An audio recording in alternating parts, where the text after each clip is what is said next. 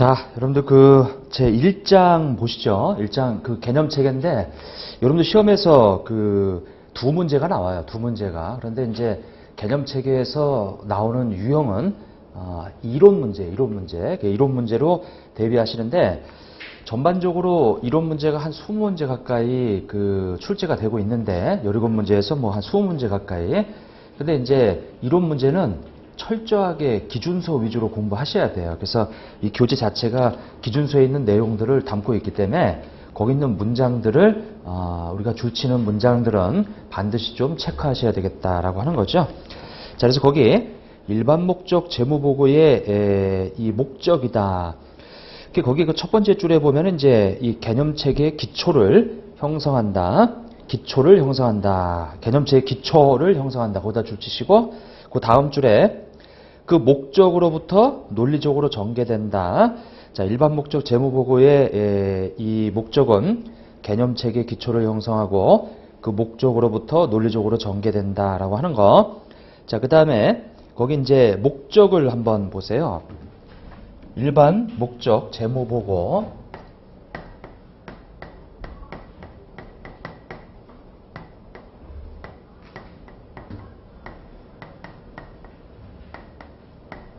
보고의 목적이라고 하는 거. 그래서 이제 줄쳐 보세요 한번. 일반 목적 재무보고의 목적은 현재 및 잠재적 투자자. 현재가 뭐예요? 현재 우리 주주들 말하는 거죠. 주주들. 현재 및 잠재적은 뭐예요? 우리 회사의 주주가 되려고 하는 사람들, 우리 회사의 돈을 빌려주려고 하는 사람들, 투자자. 자, 그 다음에 이제 대여자 및 기타 채권자다. 대여자.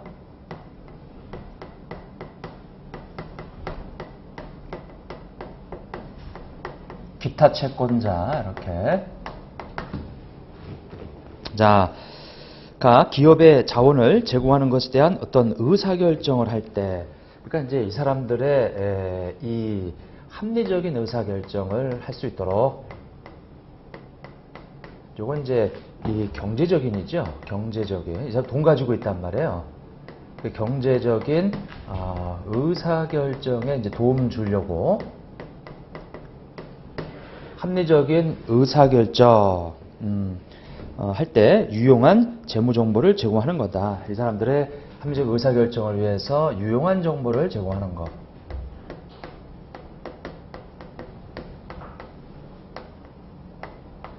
자, 요게 핵심이네요. 요게. 자, 지금 현재 주주나, 우리 회사에 돈 투자하고 있는 그 채권자들 있죠? 이게 잠재적이다. 이건 이제 앞으로 우리 회사에 투자할 사람들, 주주가 될 사람들. 자, 그리고, 그런 사람들의 어떤 합리적 의사결정. 우리 회사에 투자할 거냐, 말 거냐. 그리고 여러 가지들이 있죠. 뭐가 있냐면 이제 배당을 얼마나 받을 수 있는지, 이자를 이 제때제때 약속된 날짜에 받을 수 있는지, 이제 그런 어떤 아주 복잡한 의사결정을 해야 되는데 거기에 이제 도움이 되는 그런 정보를 준다 이거죠. 자, 이제 그렇게 보시고, 거기 보면 의사결정은 지분상품, 채무상품을 매수 매도. 그러니까 우리 회사의 주주가 될 거냐, 우리 회사가 발행한 사채를 살 거냐라고 하는 이제 그런 것들에 이 모든 것이 다 포함되는 거죠, 이게.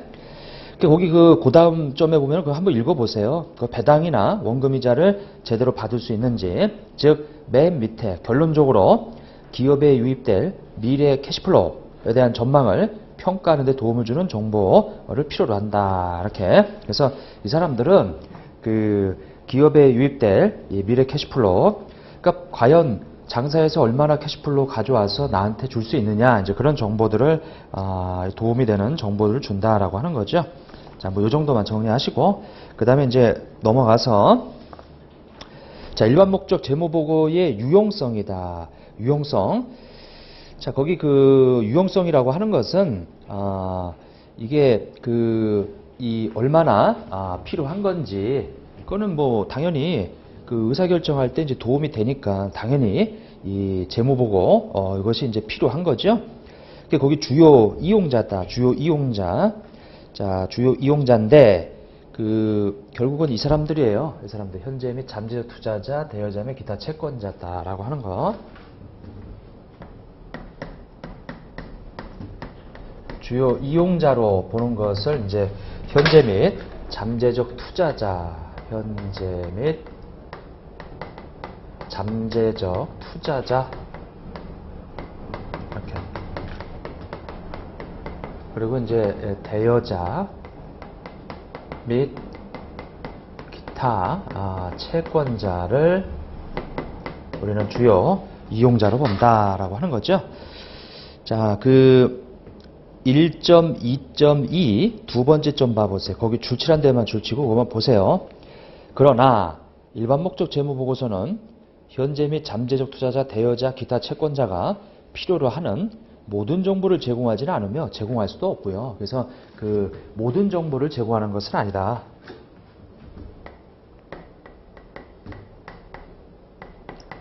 정보의 범위는 이 모든 정보를 제공하는 것은 아니다. 모든 정보를 제공하는 것은 아니다. 제공할 수도 없고요.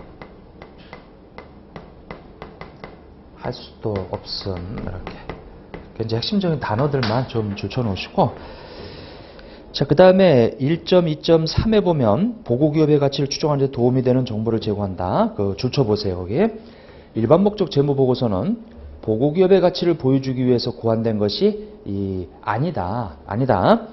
그러나 그것은 우리 보고기업의 가치를 추정하는 데 도움이 되는 정보를 제공한다. 그래서 이제 이 정보의 이 범위라고 하는 거 요거다 같이 쓰죠.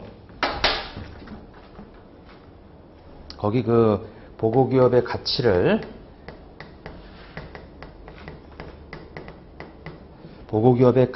보여주기 위해서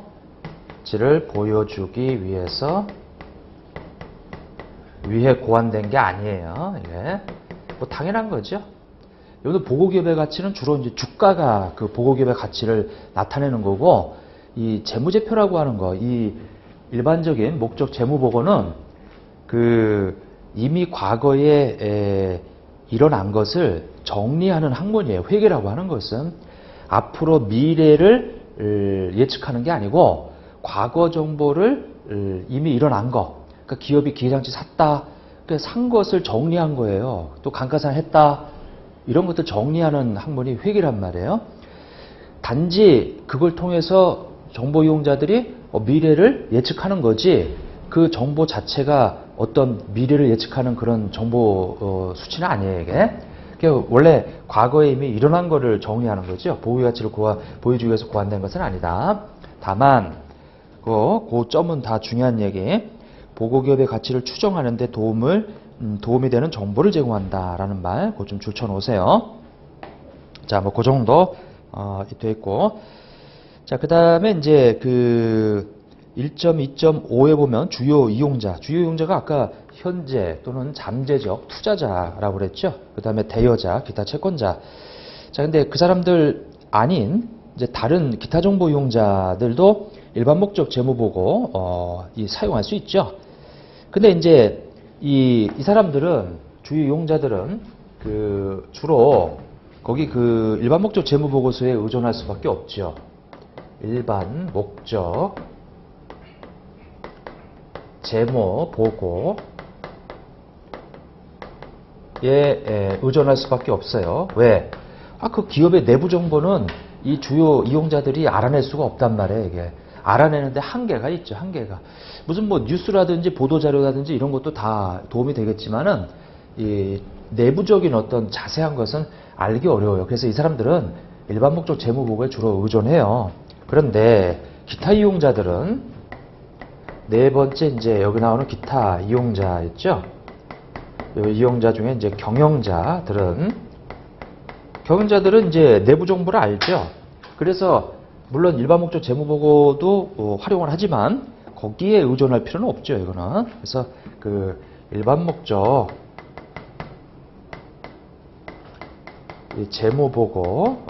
재무보고에 의존할 필요는 없다. 의존할 필요는 없다. 이렇게.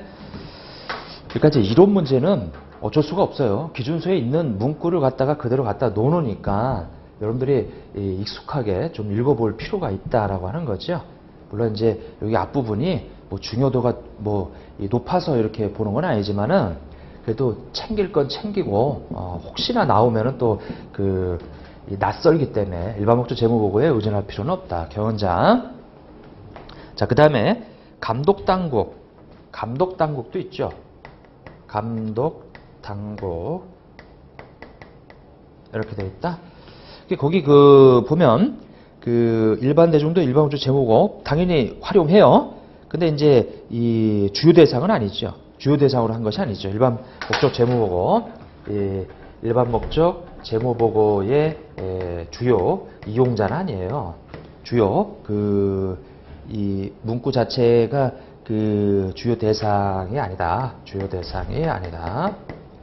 우리 주요 이용자는 현재 및 잠재적 투자자, 대여자 및 기타 채권자란 말이에요. 그러니까 돈 있는 사람들. 회사는 사실 정보 제공하는 목적이 자금을 조달하고 뭐 이렇게 하려고 그 정보를 제공하는 거죠. 이런 기타 이용자들은 경영자는 뭐 그거에 의존할 필요 없고 내부 정보도 있으니까 감독 당국은 일반 목적 재무 보고의 주요 대상자는 아니에요. 하지만 감독 당국도 정보를 이용하죠. 이게 자 이렇게 돼 있고 자 그다음에 한계를 보세요. 한계 1.3에 보면 재무 보고서는 이제 정확한 서술보다는 상당 부분 추정, 판단 및 근거의 모형, 판단 및 모형에 근거한다. 자 그래서 다섯 번째 이 적용할 때 우리 이 정확한 서술보다는 상당 부분 추정이 들어가 있다. 자, 상당 부분 추정이 들어가 있다. 그래서 여러분들 내용 연수라든지 잔존 가치라든지 그 다음에 대손이라든지 충당부채라든지 다 추정이에요. 추정치. 그리고 기말에 가서 시장에서 공정가치가 거래되고 있더라. 근데 실제로 실현된 건 아니죠. 이제 그런 것들 다 판단 및 추정 이렇게 판단 및 모형 이렇게 상당 부분 추정 판단 및 이 모형에 근거한다. 이렇게. 그래서 회계학은 합리적인 학문이에요. 정확한 학문이 아니고 합리적이라면 추정도 이 정당하게 절차 밟아서 추정했다면 이 합리적이라고 해서 이걸 인정한다 이거죠. 이렇게. 자, 그래서 그거 이 하나 좀 봐주시고요. 그 다음에 이제 두 번째 보면 보고기업의 경제적 자원, 청구권, 그리고 자원 및 청구권의 변동에 관한 정보라고 돼 있죠. 근데 여러분들 지금 우리 어디 보고 있냐면은 일반 목적 재무 보고의 목적이다라고 해서 보고 있는데 우리 이 재무 보고가 주로 전달하는 정보는 이 보고기업의 경제적 자원이에요. 거기 경제적 자원에다 이렇게 한번 해보세요. 여섯 번째 이 정보의 종료. 자, 그래서 거기 이 경제적 자원이다라고 하는 거 있죠. 경제적 자원. 거기다가 이렇게 자산이라고 써놓으세요. 자산. 이렇게. 그리고 경제적 이 자원에 대한 청구권이 있어요. 청구권은 이제 부채, 자본이죠. 부채와 자본이다. 이렇게 돼 있고. 자, 물론 여기 이 IFRS 관리사를 공부하시는 분들은 이 기초가 아니죠. 어느 정도 이 회계 원리는 공부가 다 되신 분들이고 여기 이제 상당 수준이 올라가요. 이건 이제 거의 세무사에서 다루는 이론 내용들하고 똑같아요. 이게.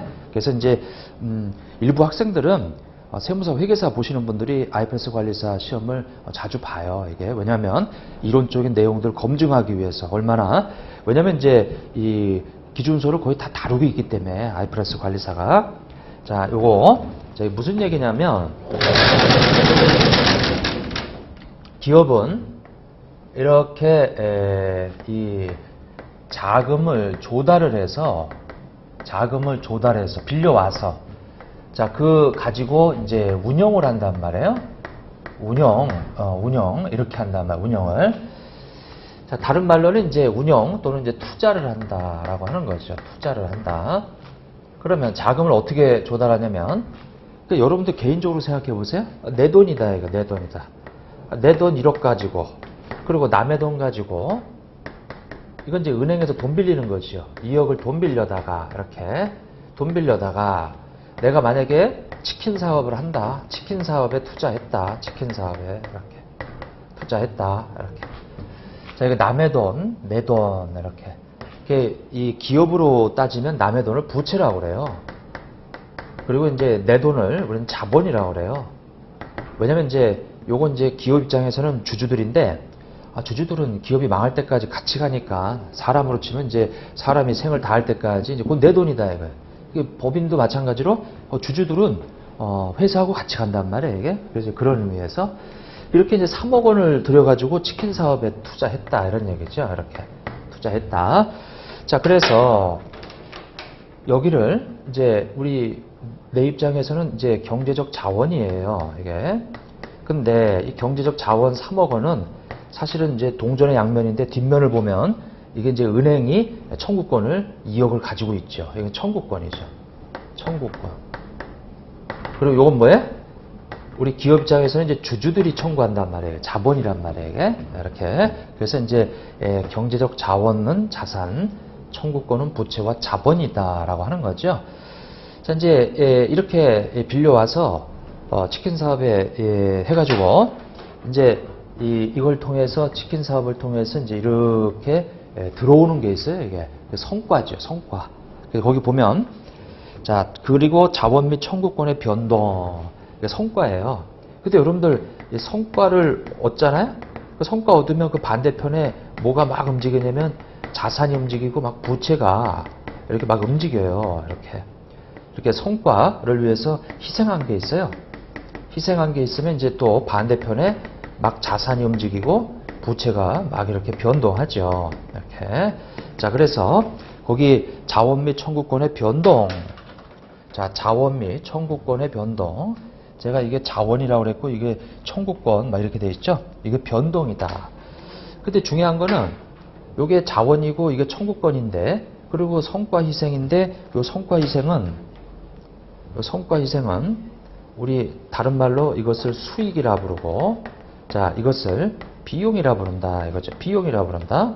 그럼 이제 수익과 비용의 결과는 결국 자본의 변동이다 이거죠. 주주 몫이죠. 이거. 이렇게. 자, 그래서 거기 보면 자원 및 청구권의 변동을 통해 가지고 요 빨간색으로 되어 있는 것만 끄집어낸 그것이 손익계산서예요. 수익과 비용이더라. 그래서 이것을 우리는 단기에 만약에 수익에서 비용을 뺀 걸 순이라고 그래. 순. 근데 만약에 벌어들였다. 이익이라고 하죠. 이렇게 돼 있죠. 자, 그런데 제가 지금 빨간색으로 썼는데 이 빨간색으로 쓴 거 이거 좀 옆에다 써볼까요? 자, 이것이 이제 수익과 이제 비용이다. 그래서 이제 단기에 벌어들인 단기 순이익이다. 이제 빨간색만 옆으로 끄집어냈어요. 자, 이것을 성과라 하고 이것을 희생이라 하고, 또 다른 말로는 이것을 뭐냐면 희생, 노력, 대가 이렇게. 자, 이런 관계예요. 이게 이제 굉장히 중요한 내용이죠. 수입 비용 대응이라고 하는 거. 자, 뭔가 얻기 위해서 희생된 거를 같이 표시해라. 같이 표시해라. 수입 비용 대응이죠. 여러분도 아시죠? 이렇게 수입 비용 대응시키기 위해서, 성과와 노력을 대응시키기 위해서 옛날에 지출된 걸 우리는 자산이라고 한단 말이에요. 이렇게. 왜 자산이라고 묶어놓냐면 그런 미래의 경제적 효익을 창출하기 때문에 그때 가서 비용 처리하기 위해서 자산으로 잡아놓는다 라고 하는 거. 네? 이렇게. 자, 그러면 이제 요거는 뭐 됐고, 자, 요거만 끄집어내서 이렇게 정리했어요. 그랬더니 이게 손익계산서가 나왔죠. 그랬더니 이제 반대편에는 얘네들 보면, 자, 얘네들 보면 요게 자산 부채가, 자, 자산이 이렇게 증가하고, 그 다음에 부채가 이렇게 또 감소하고, 그 다음에 자산이 이렇게 감소하고 부채가 증가하더라. 이렇게. 자, 그러면 여러분들 이거 보세요. 자산이 막 증가하면 성과도 증가하죠. 자산이 막 증가하면 당기순이익도 증가해요. 왜냐하면 수익이 증가하니까. 이렇게. 자, 그 다음에 부채가 막 감소하면은 성과는 막 증가해요. 이렇게. 그래서 자산과는 같이 움직이고 부채하고는 반대로 움직인다. 자, 굉장히 중요한 내용이죠. 이거. 원래 이제 우리 이론을 하고 있지만 기초에서 반드시 해결돼야 되는 문제예요. 이거. 자, 그 다음에 자산이 감소한다. 자산이 감소하면 여기 비용이 많이 발생해서 자, 우리 당기순이익은 줄어든다 이거죠. 이렇게.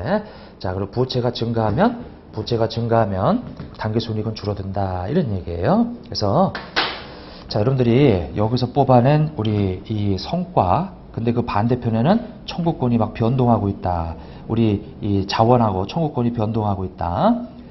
그래서 이제 정보가 주어지는 게 바로 경제적 자원과 청구권과 그 다음에 그 경제적 자원의 변동분, 그 다음에 청구권의 변동, 이런 정보를 알려준다. 근데 이거는 좀 알으셔야 돼요. 자산이 증가하면 이익도 증가한다라는 거, 자산이 감소하면 이익도 감소한다라는 거, 같이 움직인다라는 거. 부채가 감소하면 이익은 증가하고 부채가 증가하면 이익은 감소한다라는 거. 같이 움직인다는 거죠. 요거 같이 움직이고 이건 반대로 움직인다는 거죠. 그럼 여러분들 나중에 여기 자산 중에서 이렇게 미수수익이 증가한다. 그러면 이익도 증가하는 거예요. 자, 그 다음에 재고자산이 증가한다. 기말재고가 증가한다. 그러면 이제 당기순이익이 증가하는 거예요. 이게. 자, 그 다음에 자, 성급비용이 증가한다. 나중에 이런 말 많이 나와요. 성급비용이 증가한다고 당기순이익도 증가해요. 근데 반대로 미수수익이 감소한다. 그러면 당기순이익이 감소한다. 손익에 그런 영향을 미친다 이거죠. 자, 부채 보세요. 자, 미지급 비용이에요. 자, 미지급 비용이 감소한다. 자, 그 다음에 우리 선수 수익이 이렇게 감소한다. 그러면 당기순이익이 증가하죠. 반대로 움직이니까. 얘네들은 부채니까. 자, 그 다음에 자, 이것이 이렇게 증가한다. 부채가 증가하면 당기순이익은 감소한다. 아주 중요한 회계 원리에서 이제 해결돼야 되는 부분인데 소개를 좀 했어요. 자, 됐고. 자, 그래서 거기 그 2번에 보면 보고기업의 경제적 자원, 자산이라고 그랬고, 청구권은 부채와 자본이라고 그랬고, 그리고 자원 및 청구권의 변동에서 뭐가 나와요? 이 당기순이익이 손익계산서가 나오죠. 손익계산서가 이게 수입비용이 나오죠. 그런데 이거는 뭐예요? 이거는 이제 이 장사에서 이건 이제 손익거래란 말이에요. 이게. 근데 손익거래 말고 손익거래가 아닌 것도 자산부채가 막 증감한단 말이에요. 이게. 자, 그게 뭐냐면 이제 이 바로 자본거래다 이거죠. 자본거래. 그 자본거래가 바로 증자, 감자, 또 뭐 있어요? 배당, 뭐 이런 것들 있죠. 자기주식 이런 것들. 왜? 증자하면은 차변에 자산이 증가하잖아요. 근데 이것은 자본거래이기 때문에 여기 지금 수입비용으로 안 들어가고 이 밑에 자본금으로 들어간단 말이에요. 이게? 자, 이렇게 돼 있다. 여하튼 자산부채가 변동하면 자본이 변동하게 돼 있다. 왜? 여러분도 아시잖아요. 자산에서 부채 빼면 이것이 자본이라는 거. 그래서 1년 동안에 이건 이제 X1년 1월 1일부터 12월 31일까지의 변동분을 얘기한다. 그러면 여기 자산부채가 막 변동하면서 이 자본에 보면은 수입비용이 막 변동하거나 여기 자본금이나 뭐 이런 것들이 막 변동한단 말이에요. 이게. 자, 그래서 여기 순수하게 이 손익거래라고 하는 이 부분, 자, 요거를 우리가 표시한 게 포괄 손익계산서, 컴프리헨시브 인컴 스테이트먼트에서 포괄 손익계산서. 자, 그 다음에 여기 전체 자본의 변동, 이런 증자, 감자, 배당, 자기주식 이런 거 다 포함해서 손익거래, 자본거래 다 포함하는 것을 우리는 자본 변동표라고 그래요. 자본 변동표 이렇게. 그리고 여기 자산 중에서 이제 현금이 있어요. 현금이 좀 중요하다 보니까 요것의 변동을 나타내 주는 것이 현금 흐름표다. 이렇게. 현금 흐름표다. 이렇게 돼 있죠. 지금 여기 나오는 요것을 보고 재무상태표라고 한단 말이에요. 재무 상태표 이렇게 자 돼 있다. 그 재무상태표는 시점. 요건 이제 X1년 1월 1일 현재 이렇게. 그러다가 이제 여기 오면 변동분이에요. 현금의 변동, 자본의 변동, 우리 성과의 변동 이런 것들 다 지금 거기 나오는 것이 다 그런 정보를 준다라는 얘기죠. 그것 좀 알아두시고 그래서 우리 왜 자산과 거기 2.1에 보세요. 자 경제적 자원과 청구권 제가 아까 경제적 자원은 자산이라고 그랬고 그 다음에 이제 청구권은 부채와 자본이라고 했는데 그것을 통해서 보고기업의 재무적 강점과 약점을 식별하는 데 도움을 준다. 거기다 뭐 줄쳐 놓으세요. 자, 거기 검정색으로 돼 있는 부분들을 위주로 좀 보시면 돼요. 재무적 강점과 약점. 자, 이제 넘기시고. 자, 이제 그 다음에 뭐 그 뒤에 보면 경제적 자원과 청구권의 변동이라고 나와 있죠. 그 첫 번째 점 봐보세요. 보고기업의 경제적 자원과 청구권의 변동. 경제적 자원은 자산의 변동. 청구권의 변동은 부채, 그리고 여기 자본의 변동이죠. 근데 자본의 변동은 당기순이익의 변동과 여기 자본거래의 변동, 뭐 이런 것들이 있어요. 거기 성과, 재무 성과라고 되어 있죠. 이런 정보들을 줘요. 자, 그 다음에 2.2.1에 보면 발생기준 회계가 반영된 재무 성과라고 하는 거. 이거죠, 이거. 바로 손익계산서 말하는 거예요. 얘가 발생주의거든, 이게. 발생주의. 이렇게. 그래서 거기 그 발생기준 회계는 그것 좀 줄쳐 놓으세요. 그거는 그 발생기준 회계에 대한 그 멘트는 알고 계셔야 돼, 이게. 자, 그 거래와 그 밖의 사건 및 상황이 보고기업의 경제적 자원과 청구권에 미치는 영향을 비록 그 결과로 발생하는 현금의 수치와 지급이 다른 기간에 이루어지더라도 그 영향이 발생한 기간에 보여준다. 발생기준 회계. 요거. 그래서 그 2.2.1에 보면은 발생기준 회계가 반영된 재무성과 바로 옆에다가 포괄 손익계산서 이렇게 써놓으세요. 포괄 손익계산서 이렇게.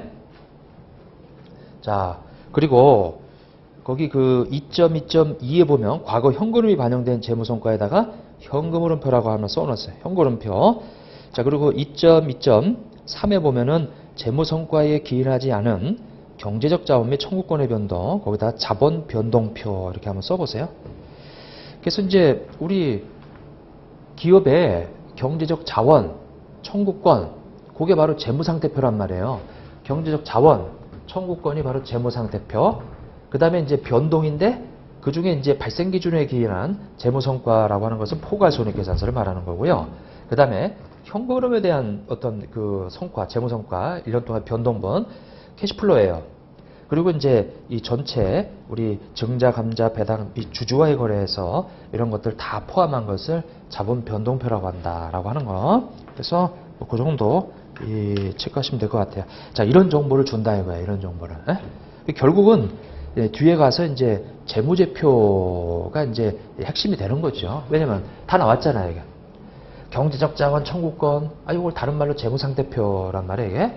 그리고 이제 이 변동인데, 자산부채의 변동인데, 그걸로 인해서 이제 여기 성과, 즉 발생기준에 의한 재무성과, 이거 포괄손익계산서예요. 예. 현금흐름에 대한 재무성과, 현금흐름표죠. 전체 자본의 변동, 이거 자본변동표죠, 이게. 자, 이런 정보를 준다고 돼 있잖아요, 이게. 결국 그렇게 좀 정리를 해두시고, 자, 이제 넘어가세요. 자, 이제 유용한 재무정보의 질적 특성이다라고 해서 이제 주로 이제 시험 문제는 그쪽에 있어요. 자, 그쪽에 있는데, 자, 그거 하기 전에 우리 아까 뭐 하나 좀 확인 좀 하고 넘어가게 해야 될 것 같으네. 2.2.1 있죠.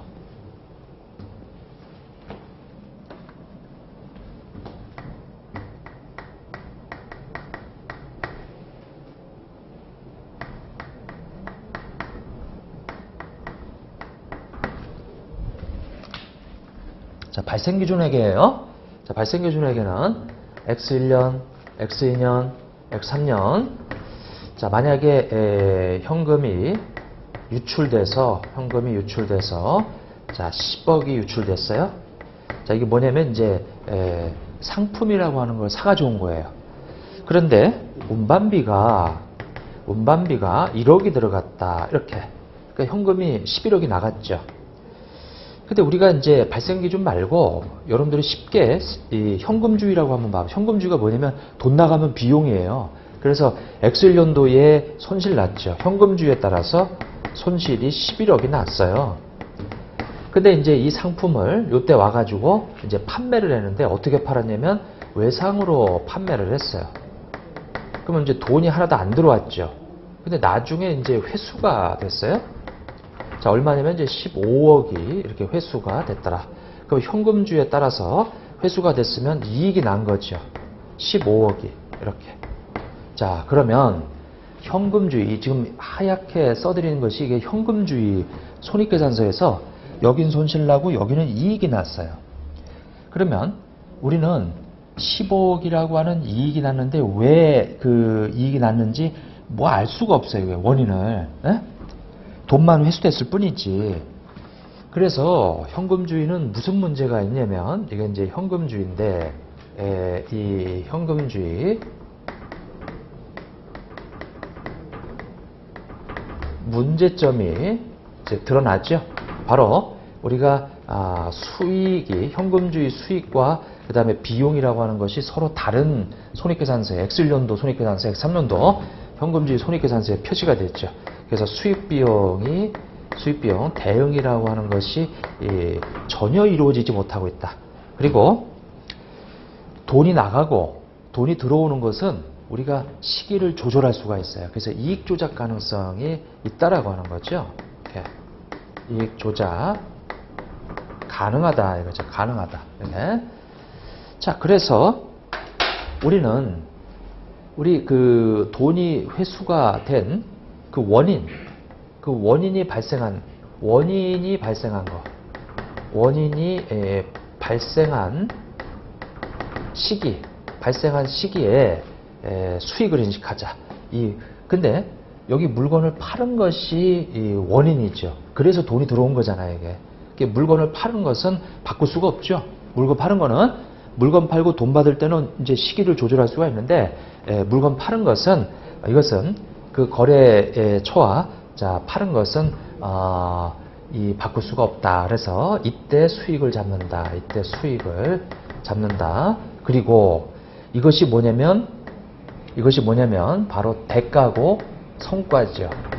그러면 얘를 얻기 위해서 희생한 것을 이렇게 비용으로 대응시키자 이거죠. 비용으로. 자, 그러면 이만큼을 얻기 위해서 이만큼을 희생했다고 X2년도 손익계산서를 들여다보면 그냥 말하듯이 읽을 수가 있죠. 이게. 자, 매출액이 15억이에요. 매출액이 15억이다. 이렇게 써보죠.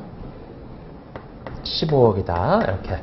자, 근데 15억을 벌기 위해서 희생된 거를 여기다 적게 되어 있단 말이에요. 비용은 희생이란 말이에요. 노력. 우리 회사의 노력이란 말이에요. 그래서 비용을 써줘야 되는데 봤더니 엑셀연도에 돈 나가면서 상품 사가지고 왔어요. 그럼 여기다가 15억을 벌기 위해서 10억을 써줘야 돼요. 여기 운반비가 있는데 이거 11억을 써줘야 돼요. 어떤 걸 써줘야 되죠? 11억을 써줘야죠. 11억을 써줘야 된다. 이렇게. 그래서 15억에서 11억을 빼면 4억 원을 벌어들였다. 4억 원을 벌어들였다. 이런 얘기죠, 이게. 자, 그러면 나중에 비용 처리하기 위해서 11억을 임시 그릇, 자산, 즉 자산이 실현되면 비용된다. 무조건 그렇게 외우셔야죠. 자산의 다음 모습이 비용이다. 자산은 반드시 미래에 뭐가 있어야 돼? 미래의 수익을 창출해야지. 자산이 희생돼서 15억을 들어오게 해야지. 그걸 보고 이제 미래 경제적 효익이 있다라고 그래요. 효익의 유입이 기대가 돼야 된다 이거죠. 미래 경제적 효익의 유입이 있어야 돼요. 없으면 안 되지. 그러면 자산이 아니죠. 없으면 비용이에요. 바로 떨어야 돼요. 그게 자산인데 여기서 뭐가 나오냐면 바로 취득 원가주의라고 하는 게 나와요. 그래서 취득 원가는 매입가액에다가 뭘 더한다? 우리 매입할 때 발생하는 뭘 더한다? 매입 부대비용을 더한다. 매입 부대비용을 더한다. 이렇게 취득원가에다가 취득원가는 매입가액에다 매입 부대비용을 더한다. 왜?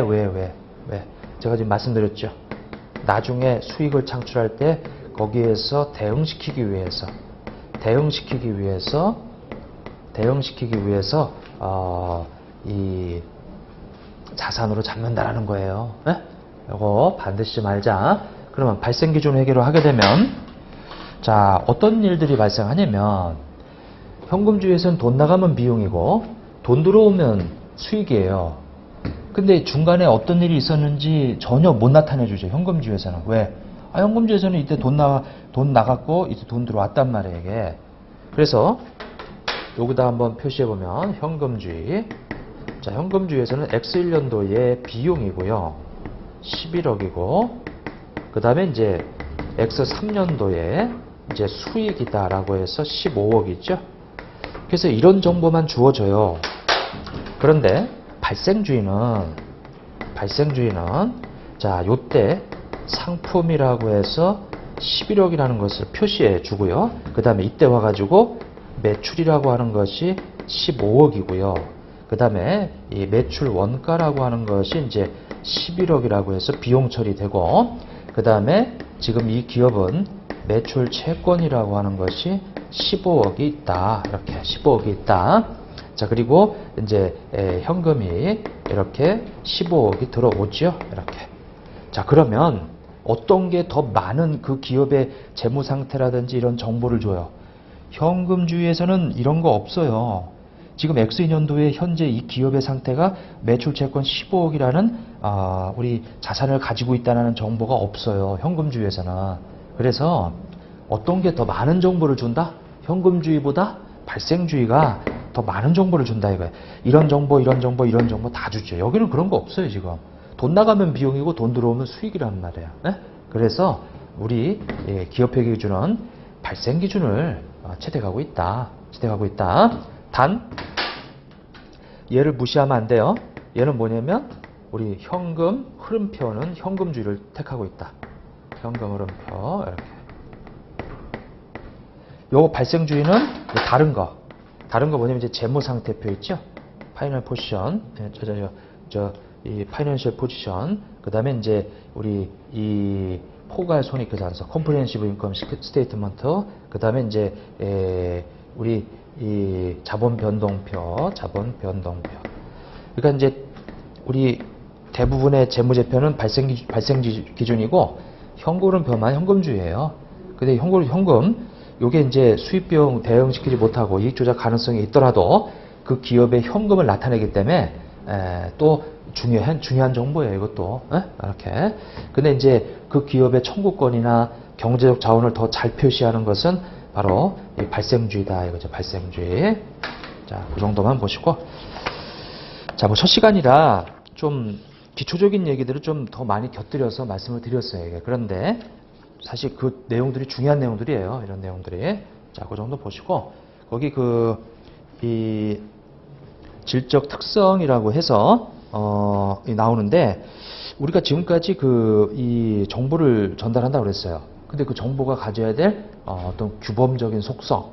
그러니까 사람으로 치면 겉모습은 재무제표고 그 사람이 지니고 있는 성격을 보고 우리는 질적 특성이라고 그래요. 그러니까 정보가 가져야 될 성격이다. 자, 그러면 정보는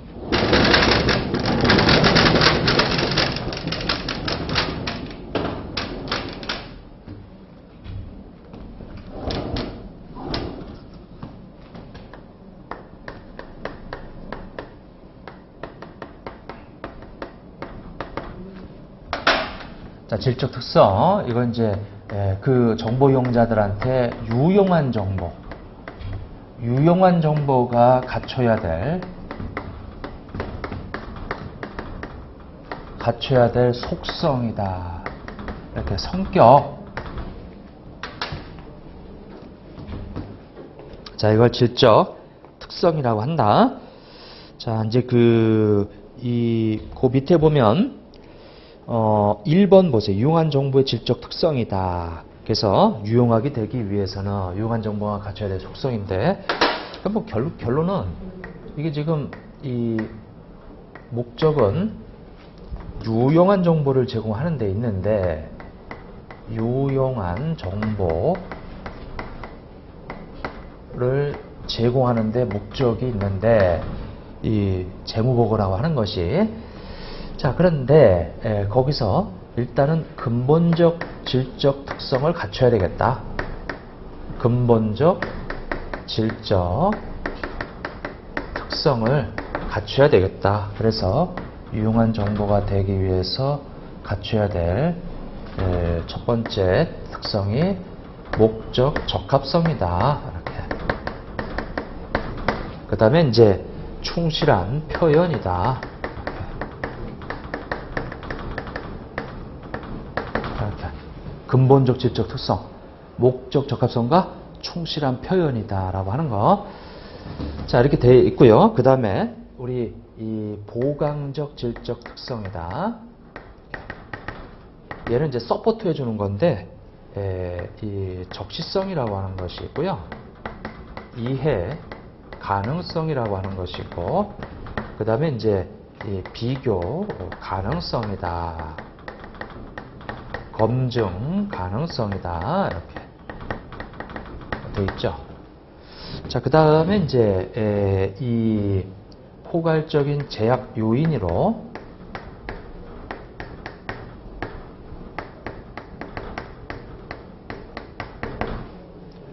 원가다. 이거죠. 원가. 원가는 이제 사실은 효익보다는 적어야죠, 이게. 자, 그래서 여기 나오는 지금 제가 이렇게 4줄 썼죠?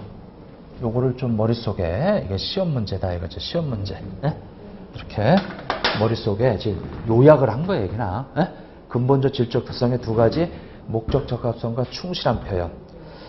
자, 이거를 서포트 해주는 거예요. 서포트 해주는 거. 보강적 질적 특성에 의해서 앞자만 따가지고 이렇게 외워보세요. 적이 비검하다. 적이 비검하다. 이렇게. 그래서 이제 돼 있고, 포괄적인 제약론으로 원가가 있다. 이렇게. 요것 좀 외워주시고요. 자, 조금 쉬었다가 그 자세한 내용들은 한번 살펴보도록 하죠. 좀 쉬었다가. 자, 좀 쉬었다 하겠습니다.